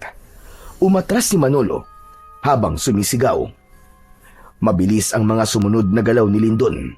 Umatake siya ng walang pag-aatubili. Ang bawat paghampas niya ng latigo ay may kasamang pagnanais ng katarungan sa lahat ng naging biktima ni Manolo. At nang sandaling yun, ay hindi na lang siya lumalaban para sa katarungan, kundi sa alaala ng pagkakaibigang pinatay ng kasinungalingan. Nang naging sunod-sunod na ang pagtama ng latigo kay Manolo, ay naging mabagal na ang paggalaw nito, hanggang sa pinuntirya ni Lindon ang leeg nito. Pinaikot muna niya sa ere ang latigo, bago yun inihampas sa leeg ni Manolo. Mabilis na pumulupot ang latigo sa leeg nito. Labis na nagulat si Manolo at hindi na nito nagawang makagalaw. Paalam. Paalam, Manolo. Maraming salamat sa pagkakaibigan. Inilan ni Lindon ng buong lakas ang latigo. Gumuhit ang matutulis na gilid ng buto ng ahas at nagawa nung bumaon hanggang sa buto ni Manolo. Nang tuluyang mahilan ni Lindon ang latigo, ay lumipad ang pugot na ulo ni Manolo at bumagsak yon sa lupa. Kasunod noon ay ang pagbagsak ng katawan nito. Hindi napigilan ni Lyndon ang mapaiyak. Masakit para sa kanya na patayin si Manolo, ngunit alam niya na yun ang nararapat. Matapos ang lahat ay lumapit sa kanya sina Mang Pavian at Donato. Tapos na. Tapos na, Lyndon. Nagtagumpay ka. Tinuldukan mo na ang ilang taong sumpa na meron ang inyong baryo. Maraming salamat, Lyndon. Ngayong wala na si Manolo, ay sigurado na ako na nakamit na ng aking mag-ina ang nararapat na hustisya para sa kanila. Pero, pinatay ko ang kaibigan ko. Sadyang ganyan ang buhay. May mga bagay kang kailangang gawin para sa ikabubuti ng mas nakakarami. Kahit ang bagay na yon, ang dudurog sa'yo. Hinayaan lang si Lyndon ni Mang Pavian at Donato na ilabas ang kanyang mga luwa. Halos hindi niya matignan ang katawan ni Manolo. Tila nakisabay pa ang panahon sa kanyang pagluluksa dahil biglang bumuhos ang malakas na ulan. Tumingala si Lyndon at isang malakas na sigaw ang kanyang pinakawalan habang hinuhugasan ng ulan ang luwa sa kanyang mga mata. Makalipas ang ilang araw ay nakabalik na si Lyndon sa kanyang bahay. Nanibago siya sapagkat hindi siya sanay na mag-isa siya roon. Mabilis ding kumalat sa baryo nila ang pagiging aswang ni Manolo at ang pagkakapas lang dito ni Lyndon. Marami ang humanga kay Lyndon, hindi lang dahil sa tapang niyang harapin ng aswang, kundi maging sa desisyong patayin ng aswang, kahit pa ito ay ang kanyang kaibigan. Isang umaga, binisita ni Lyndon si Mang Pavian sa kubo nito. Nagdala siya ng grocery para rito at mga mangga at langka na ipinadala naman ni Donato. Maraming salamat sa mga dala mo, Lyndon. Salamat at hindi mo ko nakakalimutan. Mang Pavian, sa laki at dami po ng mga naitulong niyo sa akin, ay hindi ko po kayo makakalimutan. Oo nga pala, Mang Pavian. Nandito po ako para alokin kayo na doon naman nirahan sa aking bahay. Huwag po kayo mag-alala. Hindi ko po kayo pagtatrabahuin. Naisip ko po kasi na tulungan kayo kapalit ng tulong niyo sa akin. Lyndon, wala akong hinihinging kapalit sa tulong na ginawa ko sa'yo. Masaya na ako na naibalik na ang kapayapaan sa inyong baryo. Isa pa, sanay na ako sa buhay ko rito sa gubat. Pasensya na kung tatanggihan ko ang iyong alok. Pero ako sana may papakiusap sa'yo. Ano po yun, Mang Pavian? Tumayo si Mang Pavian at kinuha nito ang latigong gawa sa buto ng ahas. Nais ko sanang ipamana sa'yo ang aking latigo. Kung papayag ka, ipagpapatuloy natin ang iyong pagsasanay. Hindi lang si Manolo ang aswang na maaaring umatake sa inyong baryo. Nakikita ko na ikaw ang karapat-dapat na magmay-ari nito. Buong pusong tinanggap ni Lyndon ang latigo mula kay Mang Pavian. Sa paraan ng kanyang ngiti ay hindi na niya kailangang magsalita. Ramdam niyang alam na ni Mang Pavian ang kanyang kasagutan. Ipinangako ni Lyndon sa kanyang sarili na simula sa araw na yon ay paghuhusayan pa niya ang kanyang kaalaman sa pakikipaglaban. Nang sa gayon, sa oras na muling may aswang na sumubok na sirain ang katahimikan ng kanilang baryo, ay mas handa na siya at kaya niya nang lumaban para sa kabutihan.